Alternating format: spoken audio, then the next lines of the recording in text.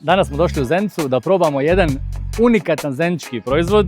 Nikome sigurno neće na um past šta je to, zato što je to pasta. I nije obična pasta, nego je to Pasta Lab, jedinstveni lokal u Bosni i Hercegovini gdje je predstavljeno kao pasta laboratorij, a to drži isto jedan popularan food influencer, gastronaut, inače Dejo, inače moj prijatelj. Pa idemo do njega da vidimo šta on to sprema jedinstveno u Zenici. Nalazi se na glavnoj šetnici, odmah poslije Bosanke. Sad se tu malo pravi pa nije toliko ugledno, ali bit će ovo jedan vrhunski trg koliko ja vidim. Evo, Pasta Lab, viš kako to fino izgleda, puno paste, pa da vidimo unutra šta sve imaju na ponudi. I da upoznate Dejo je fenomenalan lik. Domaćine, dobar dan. Šta ima? Dobar. Reci nam šta ti ovdje radi, ja sam te predstavio kao laboratorij paste, možda jedini u BiH, realno.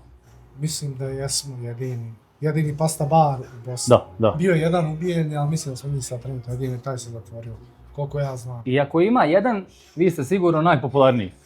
Pa ja se nadam da jesmo. Ma nije da se nadam. Jer imaju ljudi milionske preglede na TikToku, Instagramu, tako da čekirajte ih tamo, pravi fantastične klipove. Trudimo se. Glavno s Dejom. Stvarno se. Ima jedan tu video bio, jedan najpopularniji. Da. Reci nam šta imaš na meniju ti ovdje? Nas ljudi često povezuju sa Italijom, valjda automatski kako radimo sa pastom. U stvari mi smo street food koncept koji nije baziran na nekoj određenoj, mi imamo i Ameriki i Italiji, imamo taj neki bolognese, pesto, genovese koji su povezani sa Italijom, ali to je stvarno minimalno. Sve ostalo je u biti, čitav koncept je pravi street food. Znači nismo restoran, nismo pasta bar koji prodaje italijansku pastu, nego smo street food koncept.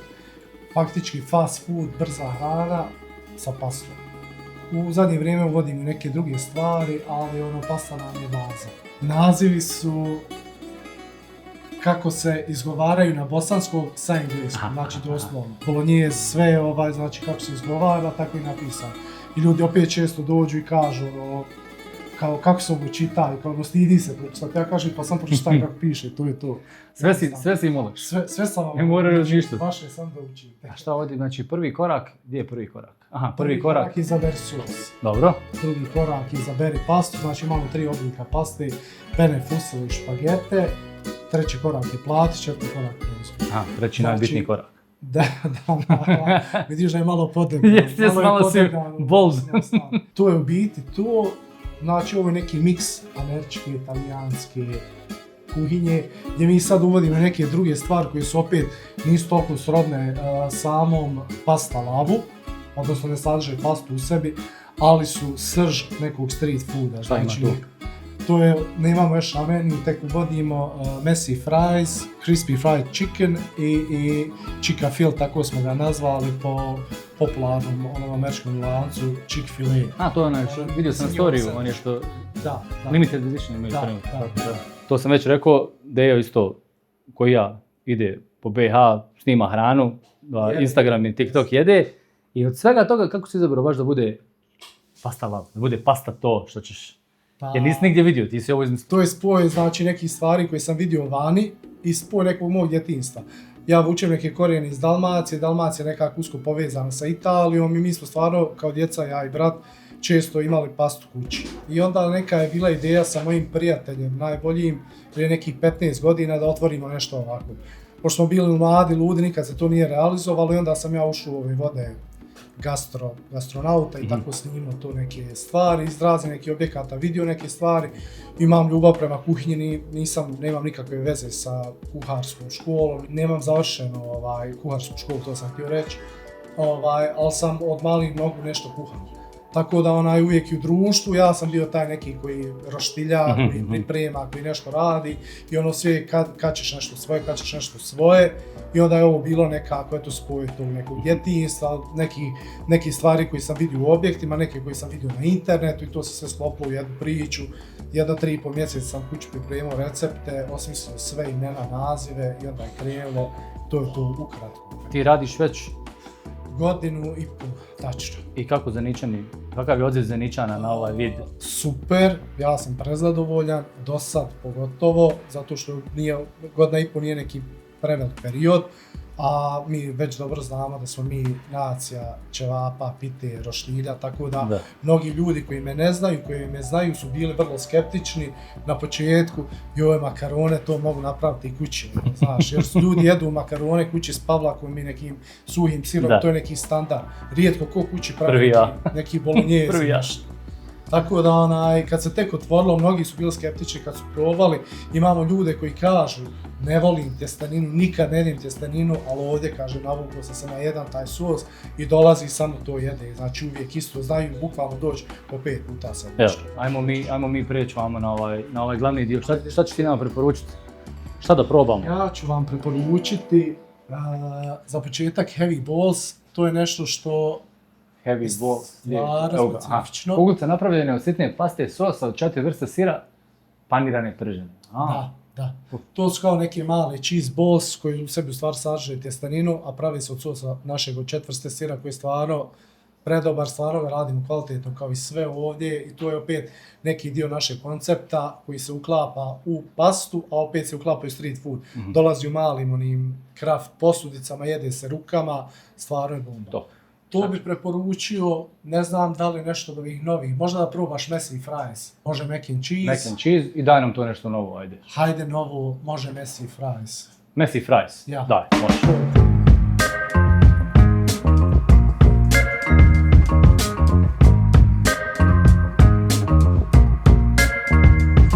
Loptice su prethodno ohlađene, napravljena smjesa, formiraju se loptice, ide paniranje. Znači standardno bečki brašno, jaje, prezla i onda idu u frižider na hlađenje nekih 10-ak sati, onda se prže nekih 5 do 6 minuta, zavisno. Pratimo i znamo otprilike na pamet zato što smo ih do sad ispržili milion.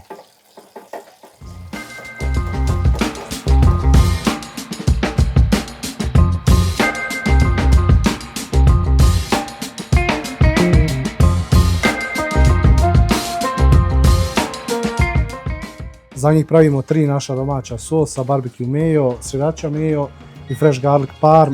Moja preporuka fresh garlic parm zato što u sebi sadrži limun, korcu limuna i ta svežina odlično paše uz ovo masno pohovanje, tako da bi njega preporučio.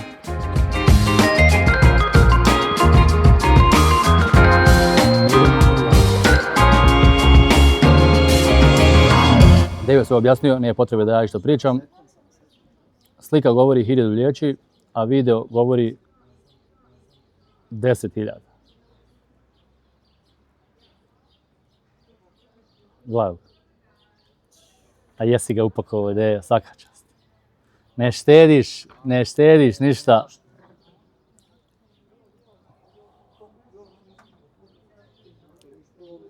Sira ima baš će ga natovario, heavy balls, ozbiljno heavy.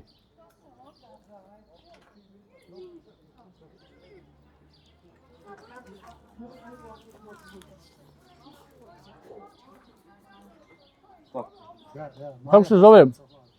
Ovo zvanično ima naziv neki. Supli. Zvanično supli. Aha. Stvari, arančini sa pastom je ovo, evo, ajmo reći. Arančini su baš sa rižom. Ne, ovo je kao arančini, pasta arančini, taj fol. Da približimo ljudima na ono. Iako ne znaju šta su arančini, vjerovatno. Ogromna količina sira i prvo što se osjeti je sir definitivno on prevladava, onda ide pasta i tek onda ovo pohovano dođe. Onako, baš odličan spoj s ovim sosom, fantastično. Mislim da je ovo street food u svom najboljem obliku, definitivno, i svaka čast za kreativnost da je bomba.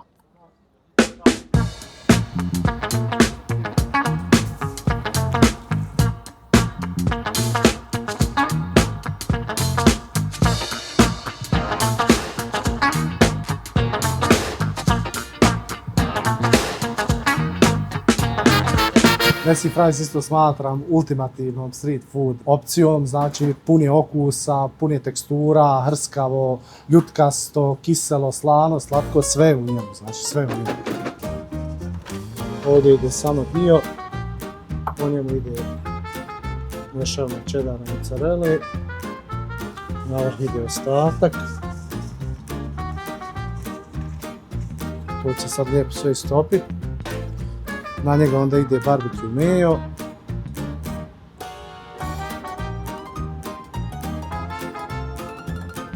Preko toga ide hrskava pohovana piletina.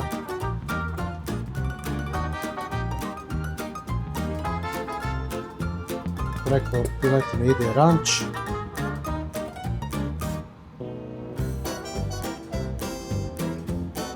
I preko ranča ide coleslaw.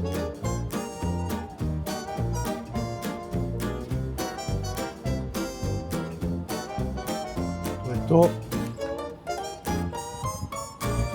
I ovo čini jednu savršenu kombinaciju pred večerašnju tekmu. Bolje od ovo ne može. Nadamo se da će ovo sve moći stati u šeru.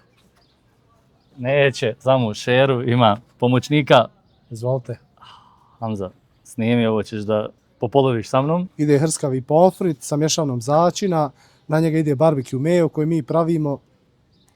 Hrskava pohovana piletina koja se prethodno marinira 12 sati u mlačenci, začinima, srirači. I onda na vrh piletine ide renč i na to sve znači ide coleslaw, to je to. Joj, brate. To je baš bomba, to je porcija. Koliko? 20 maraka? Nije 12. 12. 12. Ima negdje ispod majoneza, jel? Barbecue mayo i zaboravio sam spomenuti mješavinu sira, čedara i mozzarelle, negdje između pomfrita da se istopi. Reci ti meni, kako se ovo jede? Fino, uzmeš viljušku i navali. Kuda početi, sunce ti poljubi. Čovjek je stvarno, ja bih rekao za 3 osobe, kažem za jednu, ajde, jednu koliko, 100 plus kila. Ja stvarno ne znam, evo, kako početi, šta? Evo, već sam pokvario. Znači evo ga tu, fatamo ove sosove, fatamo sir, daj nam malo, joj,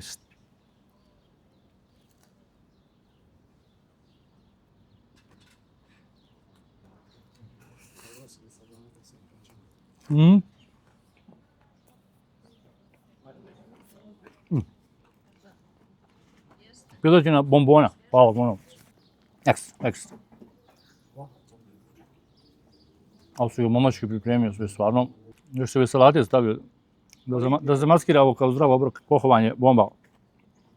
Općenito sve zajedno kad uzmeš.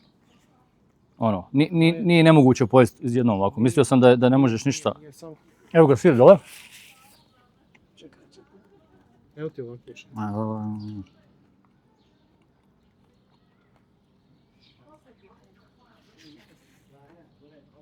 Ja kako sam krenuo, već sve ću ovo pojesti.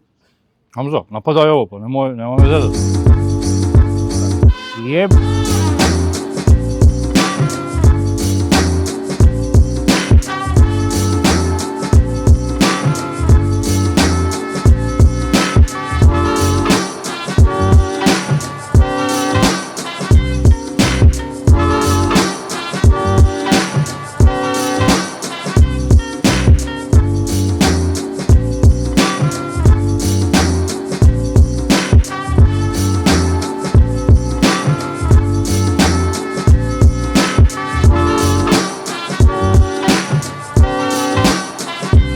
To je naš novi artikal na meniju, znači da sad smo imali rekonstrukciju lazanje, ovo će biti prava lazanja klasična sa listovima, uz dodatak parmezana i mislim da je stvarno ekstra. Nadam se da će Šera biti zadovoljan.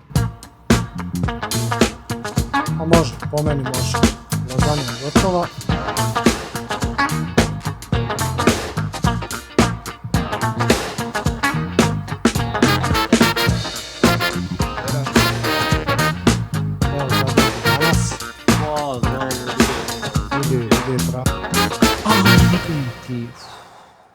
Amaterski sam pristupio, diram aluminijsku ovu rukom. Živa lazanja.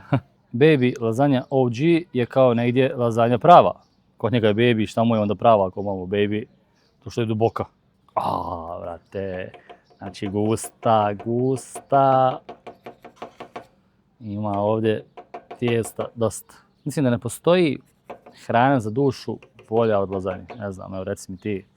Puno sira, tijesto, bešamel, bolognese i faširano. U stvari svejedno staviš faširanu piletinu, bilo što stavi.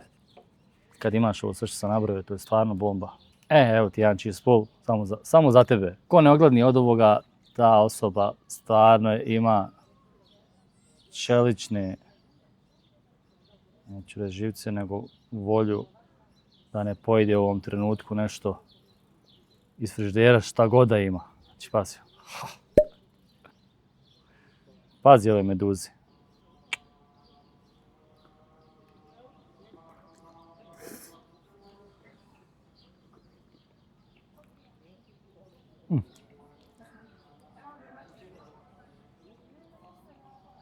Poslije svega ovo dođe kod desert, majke. Kako to lijepo izgleda. Evo još malo, evo još malo. Nikad dosta, nikad dosta.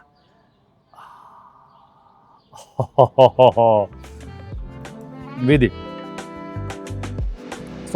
S ovim kadrom ove fantastične lazanje ćemo završiti ovu epizodu iz Pasta Laba u Zenici. Ako vas ova sva hrana nije natjerala da već upalite auto, dođete do Zenice ili vas iz Zenice da trčite do Pasta Laba, onda vi stvarno niste gurmani.